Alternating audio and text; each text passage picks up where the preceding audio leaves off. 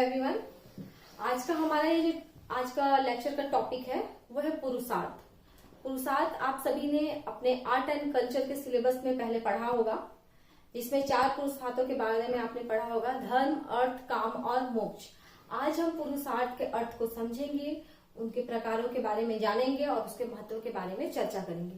तो चलिए स्टार्ट करते हैं उसके अर्थ से। पुरुषार्थ का अर्थ कर्तव्य करना या उद्योग से लिया गया है। मतलब मनुष्य बिना कोई कार्य किए किसी भी लक्ष्य तक पहुंच नहीं सकता। मतलब व्यक्ति को अपने लक्ष्य तक पहुंचने के लिए कार्य करने ही पड़ते हैं। और पुरुषार्थ व्यक्ति के जीवन को एक सार्थक दिशा प्रदान करने का एक द्योतक है, एक दिशा निर्देश करता है कि व्यक्ति को अपना जीवन कैसे सार्थक जीवन में कन्वर्ट करना है। पुरुषार्थ में मनुष्य सांसारिक सुख भोगते हुए, धर्म का पालन करते हुए अंत में मोक्ष की तरफ अग्रसर होता है। यही है पुरुषार्थ। पुरुषार्थ में मनुष्य सांसारिक सुख भोगते हुए तथा धर्म का पालन करते हुए अंत में मोक्ष की तरफ अग्रसर होता है।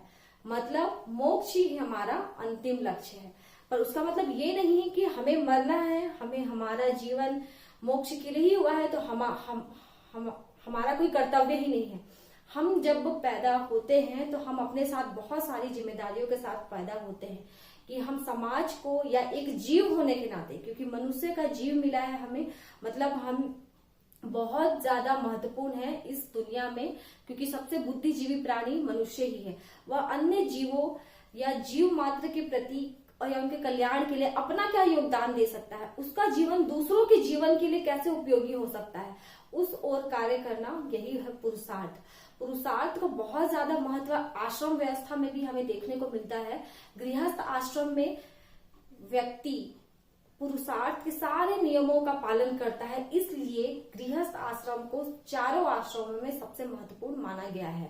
तो ये पुरुषार्थ में हम पहला देखेंगे। पहला मैं काम से स्टार्ट कर रही हूँ, उसके पीछे कुछ कारण है। काम हम देखेंगे, पहला एक पुरुषार्थ काम है। काम से अर्थ है हमारी 5 ज्ञान इंद्रियों से, इसलिए मैंने यहाँ काम में 5 इंद्रियां लिखा है। 5 ज्ञान इंद्रियां मतलब देखना, साइट, सुनना, हियरिंग, सूंघना, स्मेल, टेस्ट, जीभ और स्पर्श यानी टच। ये 5 ज्ञान इंद्रियां व्यक्ति को शारीरिक सुख देती है, आनंद की अनुभूति कराती है। और व्यक्ति भी ये चाहता है, जैसे हम कोई अच्छा भोजन खाते हैं, हमें वो टेस्ट बहुत अच्छा लगता है, इसलिए हम खाते हैं क्योंकि उसका टेस्ट हमें अच्छा लगता है। वो हमारे पेट के लिए कितना यूजफुल है, कितना उपयोगी है, कितना अनुपयोगी है, उससे हमको मतलब नहीं है। मतलब व्यक्ति बहुत सारे ऐसे काम करता है जो अपने वो शारीरिक सुख के लिए करता है। जैसे अगर हम एग्जाम्पल के लिए ले लें तो बगीचे बनाता है, गार्डन बनवाता है, म्यूजिक सुनता है, कला संस्कृति, कुछ कलात्मक चीजें, पेंटिंग या फिर कुछ भ्रमण की जगह बनाता है, घूमने फिरने की जगह बनाता है। ये सारी जो साधन जो मनुष्य इकट्ठा करता है अपने लिए, इन सब साधनों का विकास करता है, वो क्यों करता है? वो अपने शारीरिक सुख के लिए करता है। और इसी शारीरिक सुख में यौन सुख भी आता है, जो समाज के लिए अत्यंत आवश्यक है, समाज की निरंतरता और स्थायित्व के लिए। क्योंकि इसके पश्चात हम दूसरी पीढ़ी को अपनी संस्कृति और अपना कर्तव्य देखकर सारे ऋणों से मुक्त होते हैं। तो ये सारे सुख मतलब काम और काम वासना, ये काम के अंतर्गत ये पहला कर्तव्य व्यक्ति का आता है जो समाज के लिए जरूरी है। दूसरा हम देखेंगे अर्थ। अर्थ से सीधा संबंध है धन संग्रह और उपभोग से। धन संग्रह करना, क्योंकि बिना आर्थिक समृद्धि के हम आध्यात्मिक, सामाजिक किसी भी सुख की बात या शारीरिक किसी भी सुख की बात हम नहीं कर सकते। धन या अर्थ हमारे जीवन जीने का या हमारी आजीविका के लिए अत्यंत आवश्यक है। आज हम पावरफुल बनना चाहते हैं या किसी भी बड़े काम में अचीवमेंट चाहते हैं, वो हम अर्थ के लिए चाहते हैं। बिना अर्थ का हम समृद्ध या दूसरे मानव पर या प्रकृति पर हम नियंत्रण नहीं रख पाते हैं। विज्ञान आज प्रकृति पर कहीं ना कहीं अर्थ के माध्यम से भी रखा है कि उसके पास इतने सारे मटेरियल्स हैं कि वो अपने विज्ञान जो है वो प्रकृति के बारे में, प्रकृति पर कुछ नियंत्रण रख सकता है, और हम भी जैसे जो संपन्न व्यक्ति है वो उनसे कम व्यक्ति पे नियंत्रण रखते हैं। तो अर्थ समाज में एक पद प्रतिष्ठा के साथ साथ उनको सम्मान दिलाने के लिए अत्यंत आवश्यक है, और ये जरूरी भी है, और मनुष्य को इसकी इजाजत भी है कि वो यह काम करे। यह मनुष्य के कर्तव्यों में ही आता है, लेकिन उचित तरीके से, और किसी मनुष्य का बुरा करके नहीं, किसी मनुष्य के साथ गलत करके नहीं, किसी मनुष्य के का हानि करके नहीं, उचित तरीके से इसकी मान्यता दी गई है। लेकिन धन संग्रह करना सब कुछ नहीं है, सब कुछ सिर्फ नहीं है, लेकिन इसकी अनुमति है। तो यह भी पुरुषार्थ का एक प्रकार है। अगला हम देखेंगे धर्म। धर्म को मैंने बाद में इसलिए रखा क्योंकि यही धर्म है जो उचित अनुचित का भेद कराता है। धर्म ही हमें धर्म के अनुकूल काम वासना की तृप्ति, और धर्म के अनुकूल ही हमें धनार्जन की परमिशन देता है या अनुमति देता है। धर्म ही हमको, क्योंकि धर्म कल्याण की बात करता है, इसलिए मैंने धर्म के साथ कल्याण लिखा है, क्योंकि धर्म कभी भी किसी व्यक्ति का बुरा या विनाश नहीं कर सकता, इसलिए धर्म के साथ कल्याण जुड़ा हुआ है। और धर्म का आचरण करते हुए हमें अपने शारीरिक सुख की अनुभूति और अपने धनार्जन का कार्य करना है। अगला और लास्ट जो पुरुषार्थ का प्रकार है वो है मोक्ष। मोक्ष यानी मुक्ति, फ्री। ये हमारा अंतिम लक्ष्य है, ये हमारे जीवन का लक्ष्य है। अंतिम लक्ष्य जरूर है, लेकिन पहला लक्ष्य नहीं है।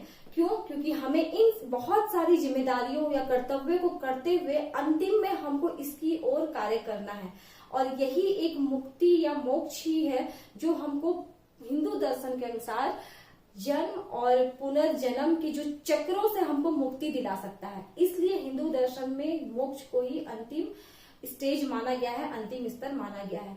ये चार पुरुषार्थ हमको एक आदर्शपूर्ण जीवन जीने के लिए, एक उच्च आदर्शपूर्ण जीवन जीने के लिए प्रेरित करते हैं। और हम ये नहीं कर सकते कि ये चार पुरुषार्थों में कौन ज्यादा इंपॉर्टेंट है। हर पुरुषार्थ अपने अपने जगह पे जरूरी है और इम्पोर्टेंट है। इसलिए धर्म, अर्थ, काम और मोक्ष, ये चारों पुरुषार्थ व्यक्ति के जीवन को एक सार्थक दिशा प्रदान करते हैं। अब हम देखते हैं कि समाज में इसका क्या इंपॉर्टेंस है और व्यक्ति के जीवन में इसका क्या महत्व है। तो पहला यहाँ देखेंगे, मैंने पॉइंट लिखा हुआ है, आप व्हाइट बोर्ड पे नजर लगेगा। पहला है कर्तव्य तथा अधिकारों का समन्वय करके आदर्श रूप प्रदान करना। मतलब पुरुषार्थ व्यक्ति के जीवन में कर्तव्यों और अधिकारों के बीच समन्वय, मतलब तालमेल स्थापित करके एक आदर्शपूर्ण जीवन जीने की ओर प्रेरित करता है। दूसरा है संतुलित एवं सर्वांगीण विकास में सहायक। जब मनुष्य ये अपने जीवन में इन चारों पुरुषार्थों का पालन करता है तो उसका सर्वांगीण विकास होता है। कहीं ना कहीं पुरुषार्थ उसमें सहायक होता है कि व्यक्ति का पूरा डेवलपमेंट इसमें हो सके। और आश्रम व्यवस्था का आधार, जैसा मैंने बताया, यह पुरुषार्थ आश्रम व्यवस्था के लिए बहुत महत्वपूर्ण है, क्योंकि आश्रम व्यवस्था में हम पुरुषार्थ के नियमों का पालन करते हैं, इसलिए पुरुषार्थ आश्रम व्यवस्था का एक आधार है। दायित्व के निर्वहन हेतु प्रेरित।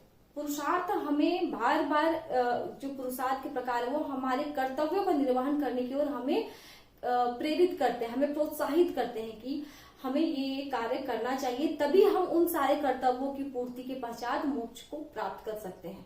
हमारा जन्म हो गया है तो सिर्फ हम बैठे रहें, कोई काम ना करें और सिर्फ ईश्वर का ध्यान लगाते रहें तो हमें मोक्ष नहीं मिलेगा। हमें अपने जीव होने का प्रमाण देना है, हमें अपने जीवन से दूसरे के जीवन को लाभान्वित करना है, अपने समाज के लिए अपना योगदान देना है। तो इसलिए ये पुरुषार्थ हमें फील कराता है, हमें महसूस कराता है, हमें प्रेरित करता है कि हम अपने कर्तव्य की ओर, अपने दायित्वों की ओर निर्वहन कर सके। पांचवा, कर्तव्यपूर्ण जीवन जीने हेतु प्रेरणा पुरुषार्थ हमें देता है कि हम अपने जीवन को कैसा जिम्मेदारी से निभा सकते हैं, उस हेतु हमें प्रेरित या प्रेरणा प्रदान करता है। अगला हम देखेंगे मानव व्यवहार का मनोनैतिक आधार, जिससे उच्च आदर्शों को प्राप्त किया जा सके। पुरुषार्थ का पालन करते हुए मतलब अपने मनोनैतिक आधार, अपने मन की जो हमारी मॉरलिटी है उसके अनुसार हम धर्म का पालन करते हुए अपने सुख के साथ साथ अपने अर्थ या अपने को संपन्न बनाने के साथ साथ हम मोक्ष की तरफ क्या कर सकते हैं, इस ओर हमें कार्य करना है, जिससे हम उच्च आदर्शों को प्राप्त करने में सफल हो पाए। यह पुरुषार्थ का महत्व है जो हमारे समाज के लिए बहुत जरूरी है।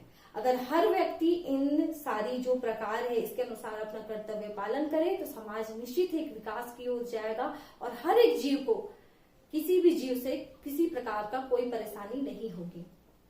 इसीलिए हमें इसे सिर्फ पढ़ के समझना है और इसके अनुसार इस पर चिंतन भी करना चाहिए कि ये सारी जो हमारी जो संस्कृति जिसे हम कहते हैं, जो सभ्यता कहते हैं, जो दर्शन कहते हैं, दर्शन मतलब जो विचार है उसके अनुसार हम अपने जीवन को किस प्रकार जी रहे हैं। अगला हम देखेंगे लास्ट, अंतिम लक्ष्य हेतु निरंतर प्रेरित। अंतिम लक्ष्य जैसा मैंने बताया मोक्ष है, सभी को पता है, सभी धर्मों का अंतिम लक्ष्य मोक्ष ही, नाम अलग होगा लेकिन मोक्ष ही है, मुक्ति ही है, जिसको हम रोक नहीं सकते, जो हमें ना चाहने पर भी हमें मिलेगा ही। तो हम उस मुक्ति के लिए, हम अपनी आत्मा के लिए क्या कर सकते हैं, क्योंकि आत्मा तो नश्वर है, शरीर तो नश्वर है लेकिन आत्मा तो अमर है। शरीर ही कर्तव्य करके उस आत्मा को अमर बना सकता है, मतलब मोक्ष दिला सकता है। तो इस ओर प्रयत्न रहना है हमें पुरुषार्थ के चारों प्रकारों के अनुसार अपने कर्तव्यों का निर्वहन करके।